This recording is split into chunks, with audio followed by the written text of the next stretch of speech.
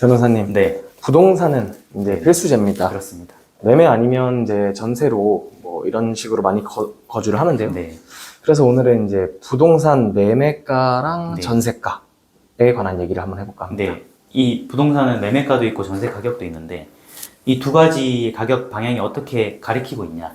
이게 이제 우리가 흔히 부동산 가격 사이클에서 그 시그널 중에 하나거든요.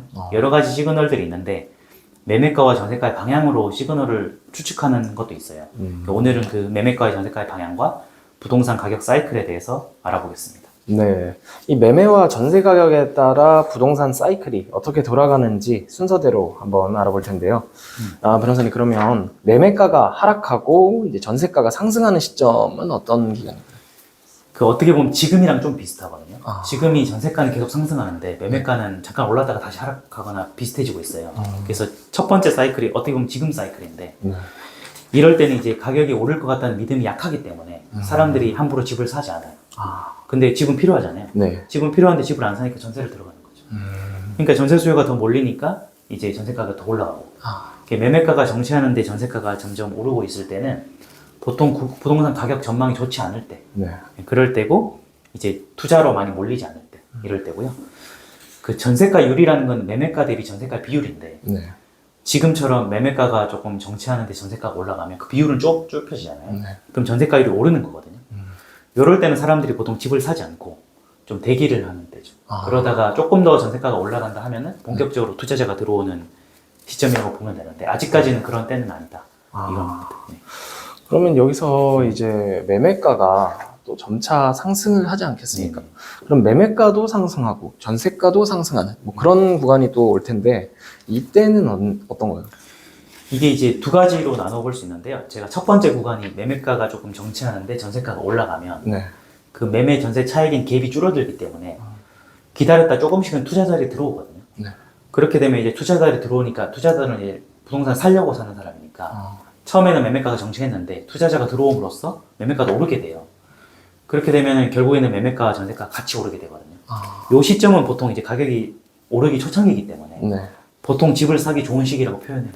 그러니까 전세가는 그동안 꾸준히 올라갔고 네. 매매가는 정체했었는데 최근에 방향을 틀었을 때 오르는 쪽으로 요럴 때가 이제 집 사기 좋은 때라고 표현하거든요. 요럴 때는 괜찮은데 네. 그 매매가가 오른 지 꽤 오래됐다. 그럴 때는 이제 이미 많이 올랐기 때문에 사실은 거품이 있는 시기라고 보거든요. 그래서 똑같은 매매가와 전세가 같이 오른다 해도 네. 그 시기가 초반이냐 후반이냐. 초반이면 괜찮고 후반이면 좀 위험하다 이렇게 보시면 되는 거죠. 이게 올라도 단순 오르는 게 아니라 어느 정도 시기가 지난지도 꽤나 중요한 부분이네요. 예. 그러면 어느 정도 이렇게 됐는지 이 두요를 어떻게 구별을 할 수가 있는 건가요? 둘 다 오르긴 한데 둘의 가격 차이가 얼마냐 이게 이제 전세가율이거든요. 네. 제가 전세가율은 매매가 대비 전세가의 비율이라고 했는데 방향성으로 보면 둘 다 오르는데 전세가율이 높은 경우 네. 이 경우는 매매가는 최근에 올랐다는 뜻이고 전세가는 오랫동안 올랐다는 뜻이거든요. 네. 그럴 때는 이제 전세가율이 높아요. 서울 기준으로 한 60% 이상 많이 오르면 70% 이상 평균이. 네. 그럴 때는 미리 한 3년 5년 정도 전세가가 계속 올라왔는데 최근에 매매가가 같이 방향을 틀었기 때문에 전세가율 자체는 높거든요. 이럴 때는 이제 제가 말씀드린 첫 번째 집 사기 좋은 시기와 관련이 있고 둘 다 상승하는 방향성을 가지고 있는 갭이 큰 경우 그럴 때는 이미 몇 년 동안 매매가 올라버려서 네. 전세가보다 매매가 더 많이 올랐다는 거거든요. 그럼 비율은 또 벌어지잖아요. 네. 비율이 벌어지면 전세가율은 낮은 거예요. 이 전세가율이 낮을 때는 방향성이야 똑같지만 이미 투자 수요가 많이 들어왔기 때문에 네. 이럴 때는 이제 집 사기 쪽 위험한 시기라고 보는 거죠. 그 핵심은 전세가율이 높나 낮냐 거기에 있습니다. 전세가율을 한번 잘 따져봐야 그렇죠. 되겠네요. 예, 그걸 보는 게 중요해요. 그러면 매매가가 이렇게 상승을 계속 해왔고 그럼 이번에는 전세가가 이렇게 정체가 되어 있으면 네. 어떤가요? 이게 이제 서울로 봤을 때, 물론 전국으로 봤을 때 한 2021년 정도? 이때 코로나 때 완전히 집값이 올랐을 때 이런 현상이 벌어지거든요. 네. 부동산이 고유의 가격 사이클이 있는데 흔히 이제 투자가 다 몰릴 때 예컨대 뭐 그 평소에 투자에 관심 없던 사람은 다 살려고 막 하고 전국이 들끓을 때 남들도 다 뛰어드니까 평소에 관심 없었는데 네. 그런 사람들은 이제 소문을 뒤늦게 들었다는 거잖아요. 네. 그럴 때 이런 일이 벌어지는데 이런 일은 이제 매매가가 올라간 지가 이미 오래됐고 전세가는 더 이상 오르기 어려운 거예요. 그러니까 이제 전세가는 실수요인데 실수요 대비 투자 수요가 너무 올랐기 때문에 네. 더 이상 올라가기 어렵다는 뜻도 되거든요. 이렇게 되면 이제 흔히 투자 수요가 너무 많이 몰려서 가격에 거품이 있다고 표현하거든요.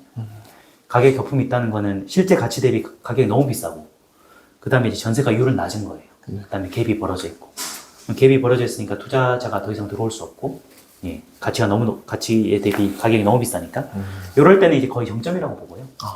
정점이니까 거래도 잘 되지 않고, 최고점을 찍는데 조만간 폭락할 거다.